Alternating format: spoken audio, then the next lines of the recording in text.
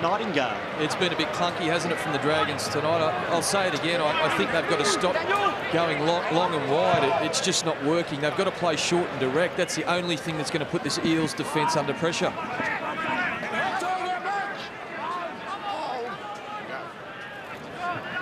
Here's Hindmarsh. Didn't get away from Marchetto before Scott. And Stanley assist. Sando. Now Paulo at the back to Hahn. Hits a hole and closes. It was Hornby and Cooper affecting the tackle. Shooting away is Blair. Chase Blair. Stubbornly gets slid in a couple of metres before being pushed backwards, and he'll play it 5 out. Paulo. Long to Tautai, who took it flat-footed and kicks into the end goal. It will be too heavy. It was played out by Vito. He was taking no chances and will come back under the crossbar for a goal line dropout. Well, I don't know whether he had to play at that Daniel Vito, but he took no risk, so you cannot be too critical of him. Tautai, I didn't know he possessed a kicking game. And there it is. Oh, well, I don't think he played at it. I don't think he meant to touch that. He was just bracing himself, and the ball has bounced off his forearm. A wobbly goal line dropout taken by Hayne, who comes to Manor, the one-handed carry and aggressive run. 27 out.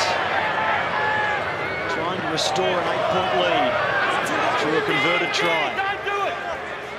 They were 12-4 leaders at half-time. Keating. Dummies.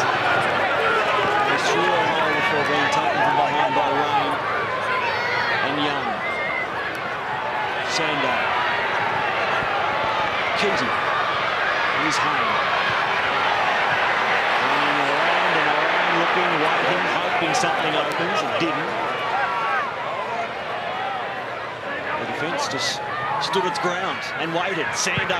Now Tautai runs onto a long flat pass, gets the ball to Hindmarsh. He sits it up for Paulo. And he'll be stopped 4 metres out. The last now for Parramatta. Behind Manor to Hayne. He went behind Blair, back to clean up Ken Seo. He kicks, comes through, and it goes into touch. Well, they're just trying to be too cute with the football, Parramatta. You know, their strengths are their runners that they possess in the side. Sando's a good runner. Hayne is a good runner. Chase Blair, when he runs, is a strong carry. Their back rowers can all carry the football and hit a hole. At the moment, they're just trying to be too cute and catch, pass. One in 25 minutes, mate. You'd appreciate it. Parramatta tackled in the opposition 20, 29 times to the Dragons 18, yet they lead only 12-10. Yours, mate. Well, I think that's something about both teams. They're playing too lateral, but too much sideways movement. They need to challenge the defence with their strength. Hornby across field, hoping the defence would hang off. It didn't. Tautai and Keating making the tackle. Here's Hunt up the middle. Parramatta's completion's pretty good, 25 of 30. The Dragons with the ball now at 21 of 30. Run in the middle. Hold. He's Soward with a little grubber. It's going to be cleaned up. He'll be disappointed, I imagine. Jamie Soward, as he ran across field, the defence converged, had to rush a kick. Yeah, well, I think if he had his time over again, Jamie Soward, he wouldn't have been grubbering for himself. The option was to place it deep into the Parramatta's half. Make the Eels work it off their own try line. And here come Parramatta once more through Justin Poole. No points yet in the second half from Parramatta. In fact, both these teams have played 7 scoreless halves this year. As I speak, Sando gets the ball back inside to Manor. And Manor lost the ball as he was tackled by Dean Young. I've caught it. I've called it lost. Well, that was better, though, from Chrissy Sando, showing the ball and getting the Dragons' defence to go out and then slicing between defenders, finding Mena back on the inside. He's claiming that the ball was stripped, but he needs to test the Dragons' defence a little bit more, Chrissy Sando. He's teased them a lot tonight. Now he needs to tease them with his running game.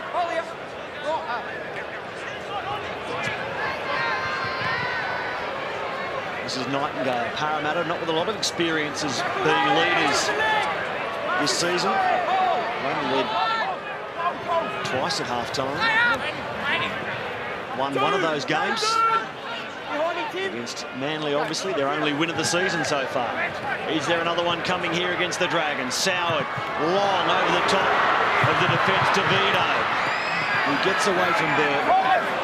Not Keating or Tautai. Young. Now Rain. Hall. Morris. Cooper. Takes a tackle from Sio. Hornby says, let's go the short side again. Cooper bumped away and then succumbs to the second attempt from Chase Blair.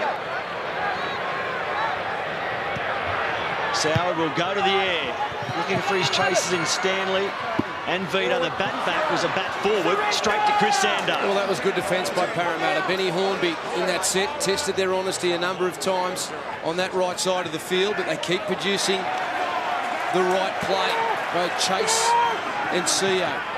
Some good individual efforts in defence. Let's go to Ben Eichen with some big injury news for the Eels. Well, I've been running around trying to find out just exactly where Casey Maguire is. He's actually left the ground, can you believe? But he came off in that first half, not with a head knock, but with a torn pec muscle. Won't be returning tonight, and in fact is out for the rest of the season. A massive blow for the Eels as Chase Blair tries to get away.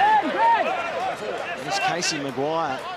As you mentioned, Laurie Daly made a debut in '98. Such experience.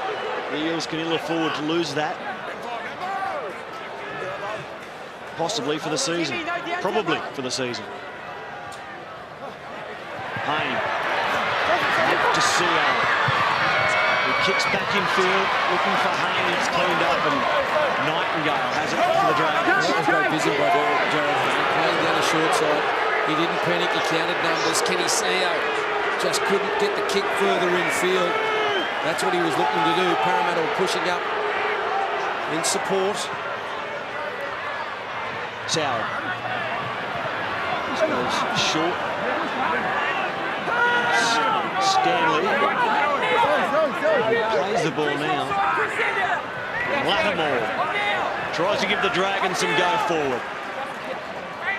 Rain quickly out of acting half. Soward, Scott, Rain, and now Dan Hunt. Through Young and Ben Cray. He gets the hands free, sits it up for Morris. Had to wait for the ball to come down. Now he goes back to Cooper.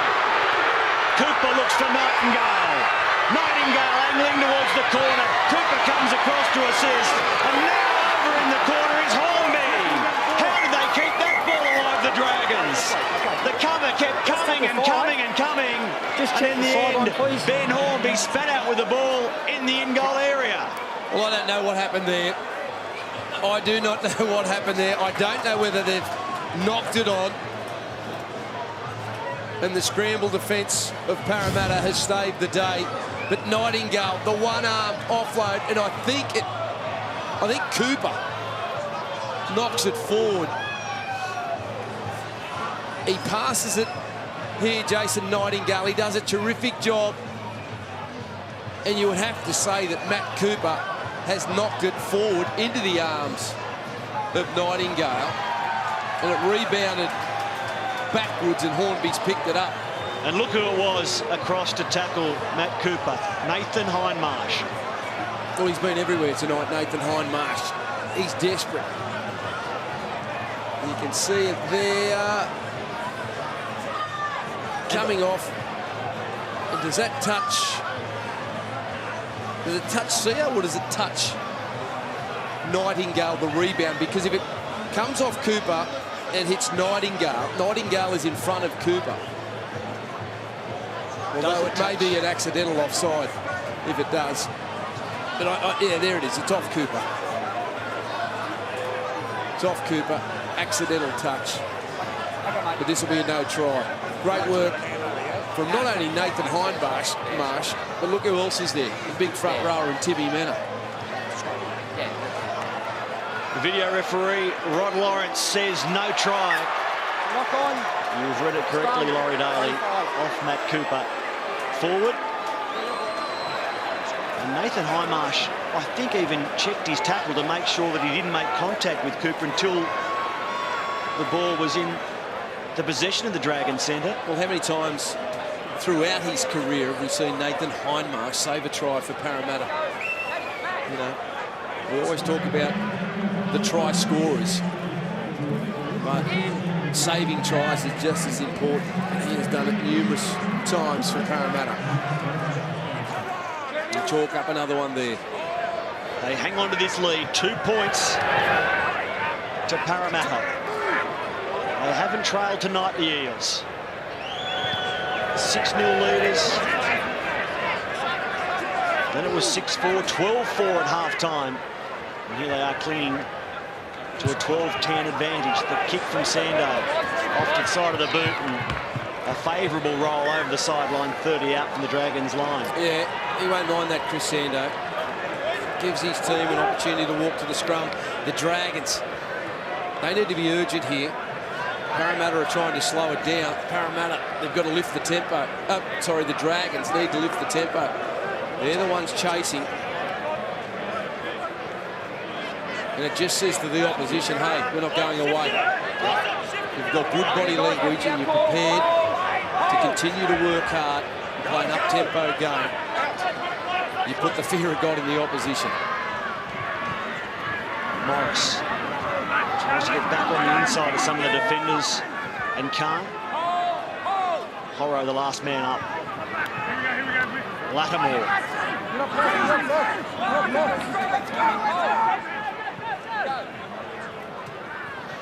Young through Hornby. Now Soward, who was tackled well by Seo, who raced up, got hold of him with one hand, along with Chase Blair. This is Dan Hunt for the Dragons. Yet to get to halfway. Ryan rushes out of back to half to Soward. Now Nightingale. Joseph!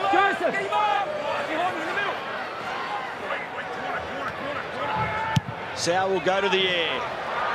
Drawing Jared Hayne forward. He steps away from Bo Scott, but there was enough contact to bring the Parramatta fullback to ground. Well, I don't want to put the mock on Parramatta's right edge. They made one mistake early in the second half, but all their decisions tonight have been excellent ones. They have jammed when they've needed to, and they have slid when they've needed to.